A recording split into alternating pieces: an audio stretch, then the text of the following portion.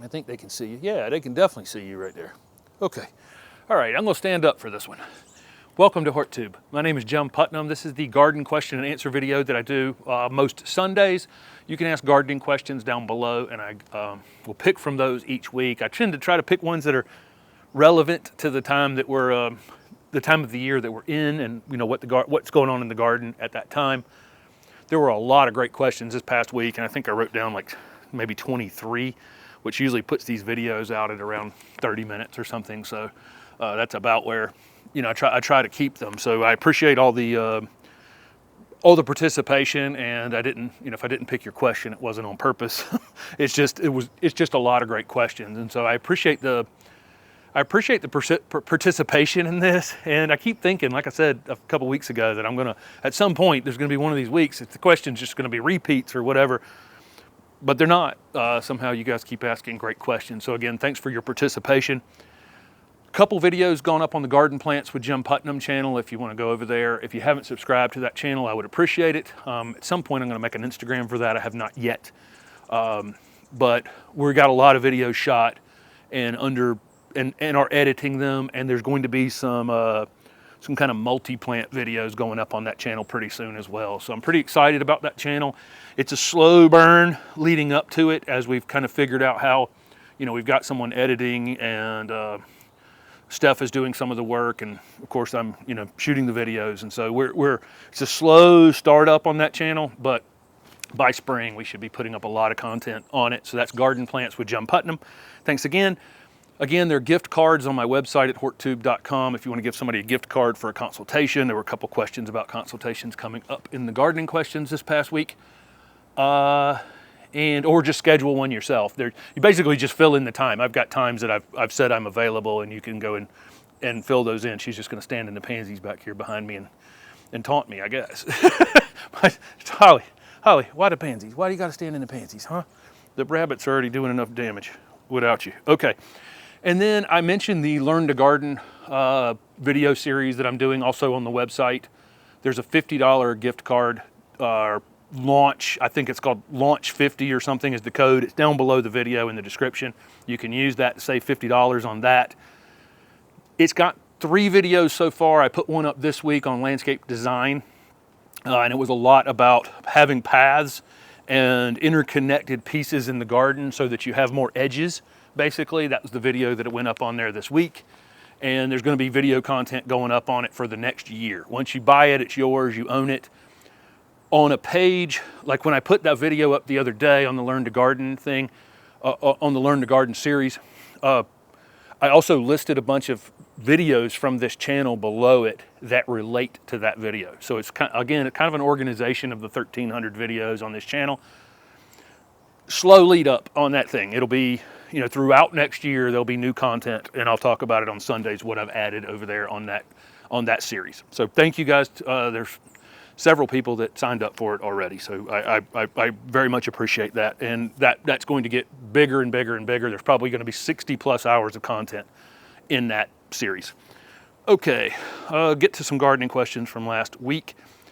Somebody asked if I've ever thought about having a podcast for this channel. I haven't, but I was on a podcast with Mr. Maple, if you guys haven't watched that. So if you go over to the Mr. Maple YouTube channel, they put the podcast up on there, and you can see the video of us talking, or you can go and get it on their podcast, wherever they upload their podcast. And then I did an additional video with them with my 5 favorite Japanese maples, and I didn't even say my actual favorite Japanese maple in that, which is like Bihu.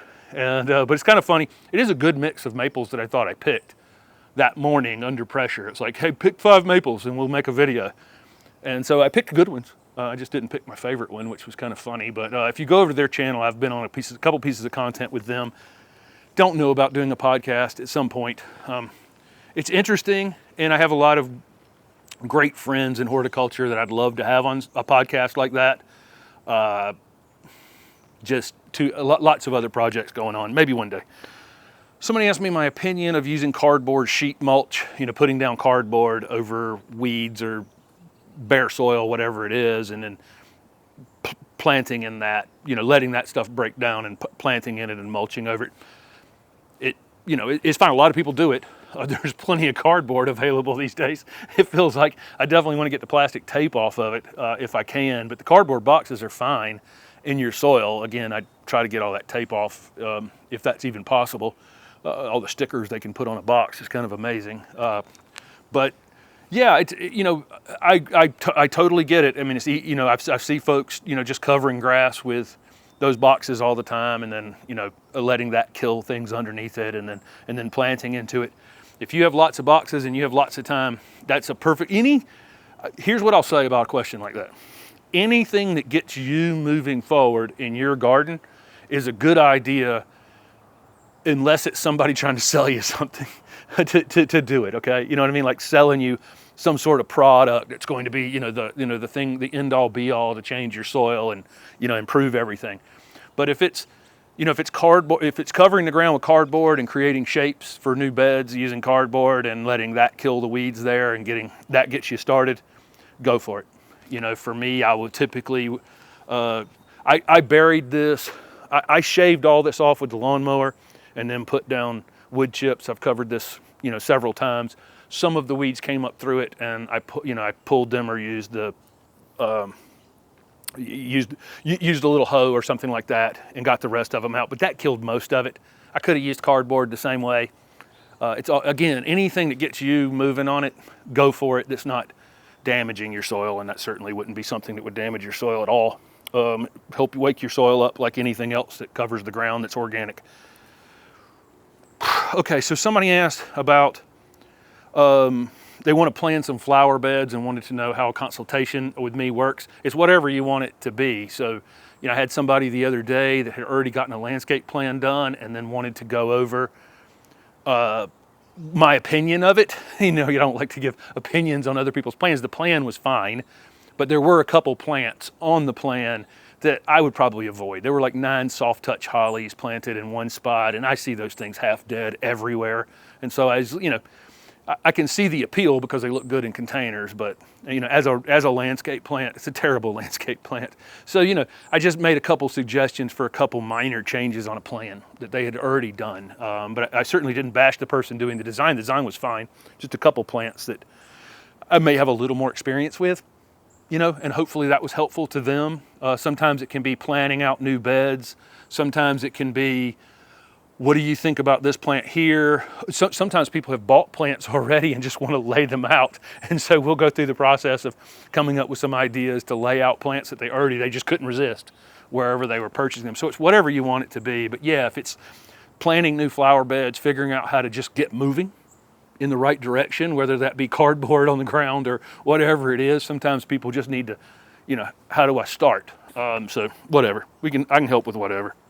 I do a lot of ongoing consultation work with some people who are starting nurseries because I have some experience with that. A couple landscapers that occasionally I have a consultation with because I've got a lot of experience. You know, I'm a North Carolina certified landscape contractor and spent a lot of time in that realm. So I have some idea of, you know, how to help those folks a little bit too. Okay, somebody asked, what is the tree with the yellow foliage? That is a Tokyo Tower Chionanthus retusus, or Chinese fringe flower, Chinese fringe tree. That one is an upright, narrow one, but Chionanthus retusus has great fall color like this. Our native fringe tree does as well, but this is very long lasting, and I can pick this thing out at a nursery. I was in a nursery just a couple days ago driving past it, and that yellow foliage is very distinct on it, and it's very long lasting. So a good choice to get some fall color in your yard. It's a named cultivar of a Chinese native, but it's completely not invasive. So don't have to worry about that. Somebody got a couple of Carolina jessamine, native evergreen vine. It gets the little overly sweet, honestly, yellow flowers in the spring that can linger into summer, and very, very rapid growing vine once established. But they put some in whiskey barrels, thought they cut good enough holes in the bottom of the whiskey barrels, and somehow they're still fading toward the end of the season, losing some leaves. That probably is root rot. It probably is overly wet. So with a woody plant like that, and that vine would be included in that, I would make sure I mix in some pine bark or something chunky into that soil to make sure it drains well.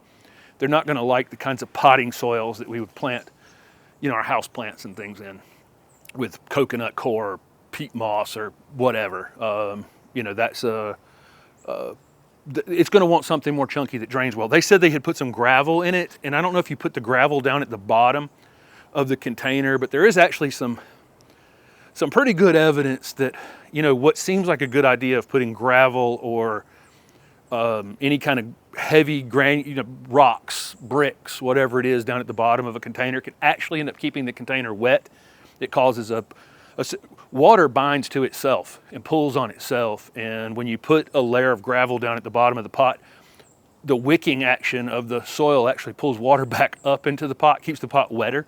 So just mix the same thing throughout the entire container to prevent that. And if you can find some pine bark, that's what most of your plants are going to be grown in. When you pulled it out of a pot originally, it was probably in some sort of pine bark mix. But that's probably what it is that caused it to rot. And I don't know if they'll come. I have no idea if they'll come back or not. Probably not if it is actually root rot. Somebody had a pool taken out, and then some annual rye and fertilizer put down. I guess they had an in-ground pool taken out, then it leveled off, and then had a big rain, and now it's I guess the ryegrass washed away, and now it's just a sandy space. And wanted to know, they wanted to know if they should bring in a bunch of compost and stuff before they plant sod in the spring or reseed it in the spring. I don't know where the sand came from. I don't know if this was part of what they infilled the pool, back into the pool with, or what kind of soil they used. But generally speaking, I don't care when I arrive onto the scene as a landscaper, I am going to amend whatever's there. I don't want to get into a situation where I put additional layers on top of things, because a lot of times then plants will root through an organic layer, and then they'll hit a sub layer, and then they won't go any deeper, and then they don't ever get any real drought resistance that way. And so what I would do is amend whatever the heck is there. So that means I would probably bring in some compost, but I would probably till that in. Usually I'm not a proponent of tilling. If you watch this channel at all, there's very little tilling on this channel. I tilled that vegetable garden the very first time because it was clay, and I wanted to get that compost down into it the first time. Since then, it's just been top dressed. It's a no-till garden, but it was tilled the first time. I wasn't killing anything while I was tilling it because it was just bare ground. It wasn't, wasn't in good shape. The two turf areas that are in here, before they were sodded, same thing. I actually tilled some compost down into this soil. That's the only 2 times I've used a tiller since I've been here. So I'm not a big proponent of tilling things, but in this case, if you had just a completely dead space where we're not talking about killing all the organic material out there, then I would get compost and I would till that in, incorporate it in, and don't put a layer on top, if that makes any sense. We call those horizons, those layers of soil going down. And sometimes if you get a big organic horizon over a compacted horizon, things will root into the organic part and not into the subsoil. So I would incorporate it. So yes, bring in some compost, but then have somebody till that in to improve what you have. I think that's the best advice. And so I didn't really care whether a soil is sandy or clay or loam or whatever it is. If it's just bare open space where a builder has moved stuff all over the place, and that's the conditions I come in with a tiller. Once I've tilled in organic material, tilled in compost, I put the tiller away, and then I just top dress the soil and let everything work down from there. I hope that makes sense. Okay, somebody has camellia dieback. What is that? Glomerella cingulata. Glomerella cingulata, I think, is the Latin name for that fungus that causes camellia dieback. Glomerella. Yeah, I think that's it. I like to learn the Latin names of things and then forget the Latin names of things. But camellia dieback is a nasty little fungus that can basically forms cankers on the branches and then kills an entire branch at the time. If you are cutting on them, you want to cut several inches below a canker, and then you want to clean your pruners between each cut. And so some sort of bleach mix, you can look up whatever percentage online. I actually wouldn't know what percentage bleach you need. But clean your pruners in between each time if you're going to be pruning those things out, make sure you're not pruning one out and then going right and pruning another one. It's not going to spread to other plants that are non-camellias, so you don't really have to worry about that. I think that was part of the question. Normally, this is a disease that really attacks stressed plants, and so, you know, I always say when you're having lots of insect problems or lots of disease problems in your landscape, to kind of look around and say, you know, what is it? What is it that's going on? Do I have too few of different species? You know, so I only have like 5 different kinds of plants, and so therefore, you know, they tend to be more vulnerable, you know, in just monocultures, you know, just like your lawn is a monoculture, you know, where you're trying to grow all the same exact, you know, a million fescue plants, you know, in a big giant front yard, and wonder why it gets diseases, wonder why it has problems, because it's a monoculture, which doesn't exist anywhere else on the planet except for a lawn and people's front foundations where they put 40 of the same plant. So ask yourself that. So the more species, the more things you have, the more opportunity you have for beneficials and good and bad guys to battle it out. Is the ground covered? Okay, so, you know, are you keeping it well mulched? Are the plants close enough together that they're somewhat shading their own roots a bit? So, you know, if you put, I mean, where on earth do you see a plant just growing right out in the middle of a grassy lawn? You know, I mean, you see grasses growing in big places like that, but normally you're going to have something growing right up to the base of almost everything else on earth. And so that's kind of how this landscape is designed, and really top quality gardens that I see where that tends to be a theme. If I looked at a theme of all the great gardens I've shown on this channel, the plants are pretty daggone close together, and they're shading their roots, and that root shading is helpful and prevents a lot of stress. And so just go through that. This may be the only problem this person has, and I'm expanding on that and saying if you have a lot of insect disease problems, you know, look at it, look at your whole garden and say, you know, am I over fertilizing? You know, am I underwatering? Am I overwatering? You know, there might be some other thing that's leading to that plant being vulnerable to having an illness, or having the illness be worse than it would have been otherwise. Okay, enough words there. Somebody asked about seed potato storage. So they're saving their potatoes from this season, or just buying them the next season. I mean, you can absolutely buy them the next season and kind of assure yourself that you're probably buying ones that are disease-free. So there's that argument, but they're actually easy to store. A later question I have about sweet potato vine tubers. So the ornamental sweet potato vine tubers. Last week I talked about there's a combination of the two now. So we'll get edible sweet potato vines in the future if you can't already find them. That's coming. But any potato, and whether it's a sweet potato vine, a sweet potato, you know, baking potato, whatever it is, they can all be dug up, the soil brushed off of them, but I wouldn't wash it clean off of them, and then they can be stored in a cold, dry place. So you can put them in something, some sort of dry vermiculite or perlite or something like that, and store them in a dry garage where it's somewhere around 50 degrees. 50 degrees is about the right temperature to store them. And then you pull them out 3 or 4 weeks before you want to plant them and put them in a bright window. You can put some sort of moist burlap or something over the top of them for a few days in this process to get some moisture back in them, and then sprout them in a window sill somewhere. And then if they're large, you can cut them up and plant them smaller pieces, or if they're small potatoes, you can just put them directly back in. But that's the process of storing them. I mean, obviously every farmer, before there were, you know, companies that did seed potatoes for them, or just growers that do nothing but seed potatoes, that's what every farmer did. But it's in basically a cold storage for the winter, somewhere around 50 degrees, and that would be the case with pretty much any potato that you wanted to store, decorative or edible. Okay, somebody has a loropetalum. I had to pick a loropetalum question each week. That's a purple flower. Oh, I've got one back here. There's a dwarf loropetalum right there. Big giant one is in the background of some of the videos over here. Leaves are bearing it. They have a big tree that's bearing it in leaves. Should they be concerned? Yes. I put up a video this week just doing some maintenance around the garden, and I just showing raking off things and just the general cleanup I do. maybe once every 10 days, 12 days, this time of year. It takes maybe an hour to go through this entire place.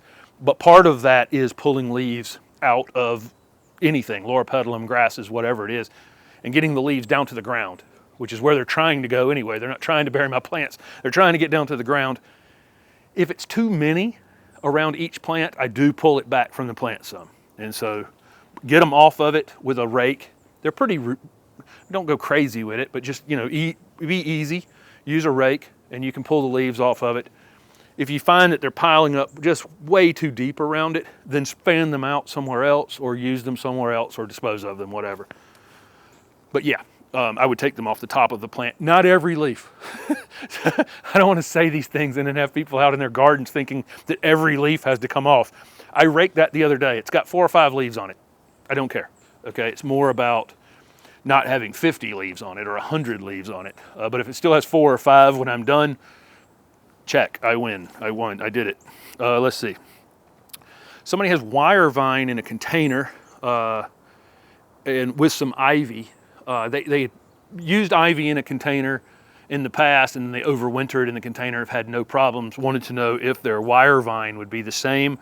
That's Mullenbeckia axillaris. Mullenbeckia, that's a great name, right? We use wire vine in a bunch of our containers out here, but we actually have it planted in the ground, and that's the pieces that we use. I don't expect it to come back in a container for the winter. But we do have, it's a zone 8 hardy, 8 to 10. And so we have it planted in the ground over here by the building, and we just go, it's a ground cover, so we'll just go and literally grab a chunk and put it into a container in the spring. But I don't expect it to overwinter in a container.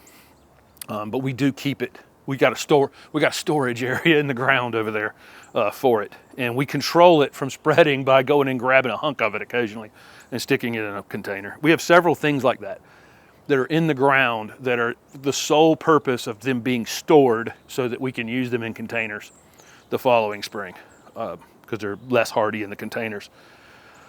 Somebody says they're planting bulbs in their containers, which I do as well. Wanted to know if they could leave them year round. Yeah, you can leave them year round. Like anything else, the potting soil in your pot is going to get tired, and your plants in your containers are going to perform good, slowly downhill over time. The organic material just doesn't do such a great job in the second season or the third season. So it might be that just like anything else, I'll take a container that has a shrub in it and I'll flip it over, knock some of that soil off, not all, and replace some of it. So you might want to do that, the second year. You can fertilize your containers at the same time you fertilize everything in the ground in like February or March. The bulbs in the containers don't need anything right now. They have everything they need stored in them. But sometime in the spring, you may want to fertilize the container so that while the bulb has its foliage, it's getting all it needs to produce the energy to reestablish, to put back in that bulb for next year. But the soil will tire out at some point. So just like anything else, I'll replace some percentage of the soil in each of these containers as we're replanting them. And then occasionally when something gets really big in a container, it just gets all replaced. But, normally it's just fractional, 25% of the soil, per season, something like that. And that 25% that comes out just goes in the vegetable garden or wherever else. It doesn't go anywhere. It's just the containers need to be refreshed a bit. Okay. Somebody asked about garage storage for leafy evergreen plants, and I think I've covered this before, but they got a sunshine ligustrum and a couple other leafy evergreen things that are hardy in zone 6, but they're not putting them in the ground. They're going to wait till spring to plant them. Should they put them in the garage for the winter? There's really not enough light probably in your garage to have them really be happy. They'll survive the winter in the garage probably fine, but I have a feeling they won't look their best. And so the only thing you need to hear from me is take them outside when you can. And so there'll be days, I'm in shorts and a short sleeve shirt, and it's December 5th here. It was 27 degrees a couple nights ago.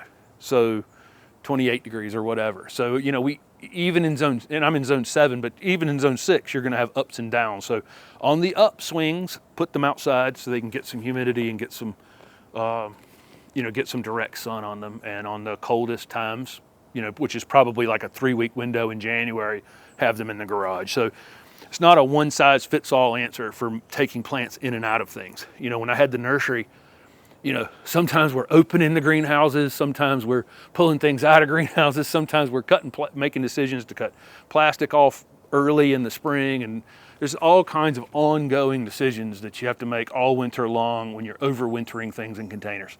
It's a, you know, unfortunately, you know, except for things that go completely dormant, you know, leafy evergreens do need to come back out in the sun some during the winter if you can. Okay, let's see. Somebody's in zone 9, wanted to know about vegetable videos, if I'm doing more vegetable videos. I have a whole playlist on the channel for vegetable gardening. If you'll go to the main channel page for HortTube with Jim Putnam, and you can just hit HortTube with Jim Putnam on whatever screen you're watching on, it'll take you to the main channel page.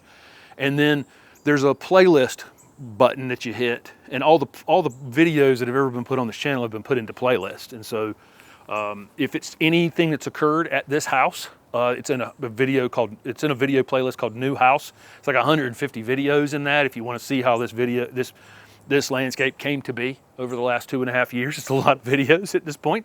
But there's a playlist on vegetable gardening.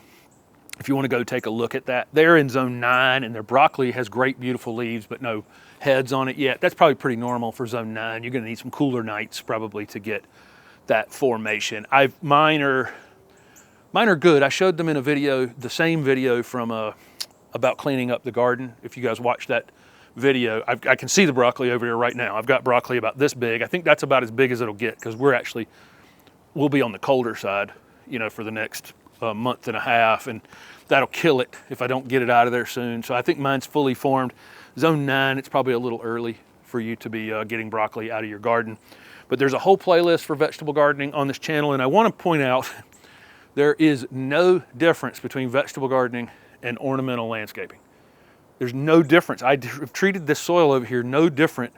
The only difference is most of those plants are annuals, with some exceptions. There are perennial edible things in this landscape. So there's sorrel and rosemary and sage that I can see from here, and parsley and strawberries, and probably more. So there's a lot of perennial edible things, but for the vast majority of the edible things I grow in this landscape are annuals. And so because they're annuals, they come out, and I'm able to put down a new layer of compost or a new layer of organic material, the same as I do with the pansies, the annual flowering things here. So I treat the vegetable garden just like I would treat any other annual bed in this landscape. There's just no difference.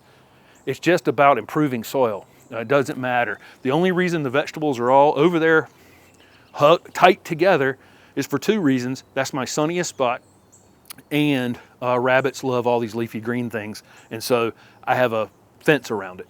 But there's really not a lot of difference. If you're watching a video on how I plant pansies out here, or you're watching a video on how I plant lettuce out here, you're not going to see any difference. They're the same. And so it's one of those things we've kind of separated. When people are thinking about gardening, maybe they're only thinking about edibles, or maybe they're only thinking about ornamental landscaping. They're the same. There's really no difference. The soil improvement's the same. The fact that the vegetables come out and they're so seasonal and they're so aggressive, they do require some organic material to go back in their place. Same thing as my flowering zinnias during the summertime. I replaced some of that, you know, I didn't replace it, I just added some organic material to help these pansies feed the rabbits for the wintertime. So, but I do want people to take that from this channel, that there's just not a lot of difference. And if I didn't have a rabbit issue or whatever, I would just have them integrated into the entire landscape. They would be just part of the landscape. My pepper plant's beautiful. Really no reason not to have it here next to my dahlias, right? Because they both need bees to come along and pollinate the flowers, right? So they play well together. But there's no difference. So somebody has a burning bush in zone 6 in their mother's yard and wanted to know if they should remove it because they're invasive, and the answer is it won't do any good to remove it, but I would probably remove it just if it's invasive in my area, just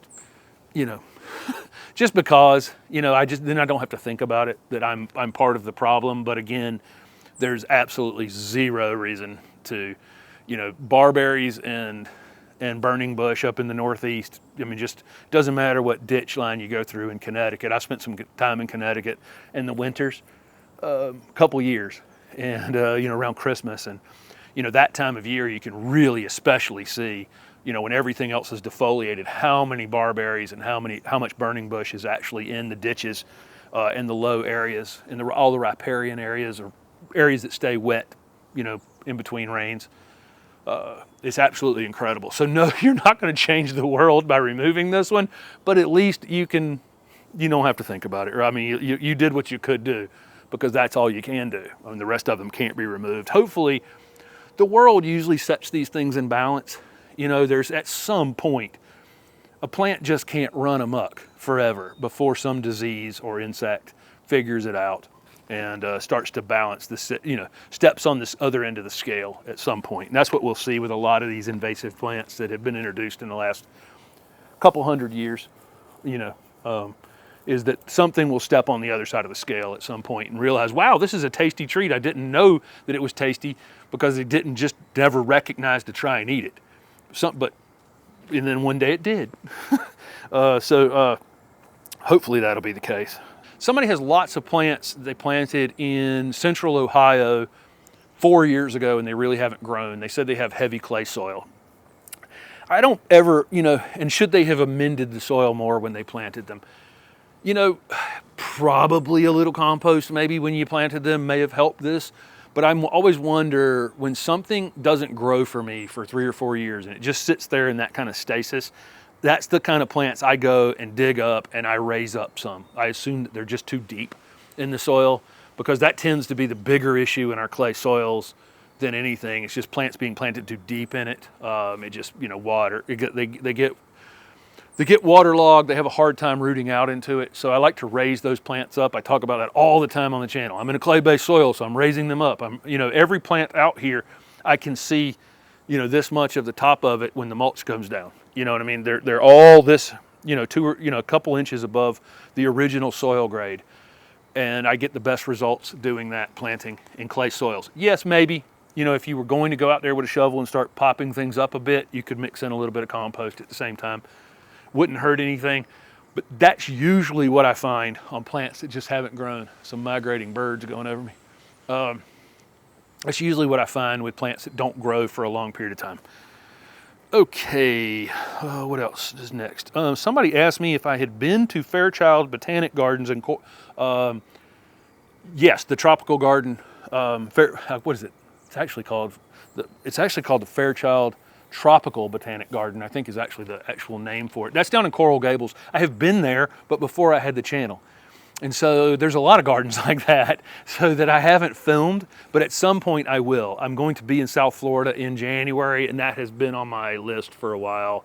A great time of year to film it actually would be in January. So I've thought about contacting them before I go down there. Some of these big gardens like that don't allow filming, and some do. And some have to go through a process of vetting us, and making sure that they don't want folks coming in there filming, making a lot of money off of them without, whatever. So, but we are shooting some amazing gardens this next year, so I'm super excited about that, and you guys are responsible for that. You watching the videos allows me to email some major garden and go, hey, can we come and film? And they say yes, because of you guys. And so I really appreciate that, and that's been on my list to actually film. But yes, I have been there, and it is a beautiful garden. It's one of the top gardens in the country. Let's see. How do we keep track of what we've planted? It's getting dark. I don't know how this is I'm guessing it's gonna continue to do okay here. This camera's pretty good in low light. How do we keep up with everything that we've planted in the garden? Whether we have do software or writing things down. All the containers have the tags in the edge of the container. I've talked about that a few times. And so you can walk by any container in here, and somewhere on the edge of the container, all the plants that are in that container have a tag. Everything in the ground is documented on paper. I could, I'm sure, get a piece of software. I'm just not that person. I like paper. I like paper. There's something about a pen and paper to me that's just better. So there's scads of pieces of paper in here with little drawings of this landscape. Some are more complete than others, but when things go in, they go on a drawing somewhere. And so we can keep up with it that way. But I just prefer pen and paper. I do. But there's software and, of course, spreadsheets and whatever else you'd want to do. I spend enough time doing tech that, you know, I'd rather write it down with something about pen and paper to me that I just like. Let's see. Somebody asked about planting garlic with their other bulbs. Will that prevent some of the squirrels and other critters from digging up their tulips or whatever? That's what people say. And I know there's some people that do their bed edges in garlic completely to keep things out of them. And I did that last year over here, and I probably didn't have as much. I didn't have as much with the rabbits eating the pansies last year with the garlic up in there. I haven't planted any garlic yet this year. But yes, that's supposed to be the case, that those are it's supposed to be helpful with other animals that do, you know, that type of digging. You know, like anything else, you know. I'm sure it's partly true. Let's see. Okay, so somebody tree formed their beautyberry. They got a Native American beautyberry, and then they started limbing it up into a kind of a tree form, and now they kind of want to go back and grow it as a multi-trunk shrub, which is more typical of a beautyberry. It's probably going to try to do that anyway, regardless of what you do going forward. It's probably going to sucker and come up that way anyway. But what should they do? And you'll see some pruning videos coming up. I'm going to be super hard on my beautyberry out there. The beautyberry blooms on new growth, sets berries on that new wood from this year. There's no purpose in the rest of that plant sitting there. So you're going to see me take my American beautyberry down to 18 inches tall. And so you can do that with your single trunk one, and it'll just sucker. New pieces will come up. It'll be blooming by midsummer. You'll have berries next fall, and it'll look like a shrub again. Not a problem. You haven't messed it up in any way, shape, or form, because you can absolutely butcher it. And that, again, you'll see me do that with mine. I cut mine last year down to about 2 feet. It still got taller than I wanted it. And so I'm going to go even lower with it this next year. Holly, what you doing back there? Okay, and then last question.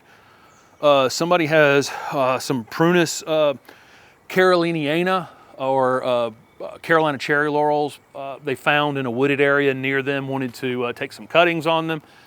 And then, are they good screening plants? Are they good plants? Yeah, Carolina cherry laurels are the best. There are some named cultivars that are improved. So there's Bright and Tight is one of the Carolina cherry laurels. It's an improved variety, and it's a much fuller plant. And you would see that side by side. There are some named cultivars that are better than the ones that are just out in the woods. But those are great plants. They're great natives. They offer lots and lots of things to lots and lots of creatures. Great plants to have. Pretty easy to propagate.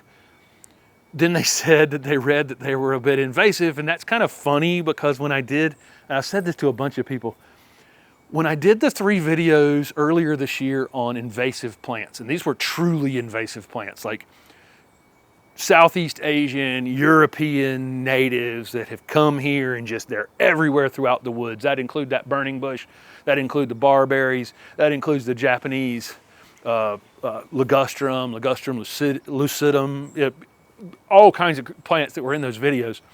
And then I said, what's your most invasive plant?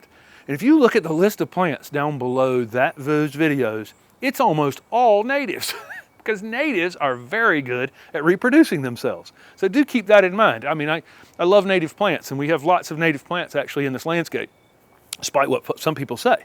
There are lots of native plants in this landscape. A lot of them can be, you know, they can go to town. They're pretty good at reproducing themselves. They are, and then you're giving them a perfect manicured space with mulch, free of weeds, no competition. They can really, some of them can really get after it. So yes, that's the case. You know, with some of our native plants can be bullies in the landscape. You know, Clethra is one of those. It can just become an absolute colony. Itea can become an absolute colony.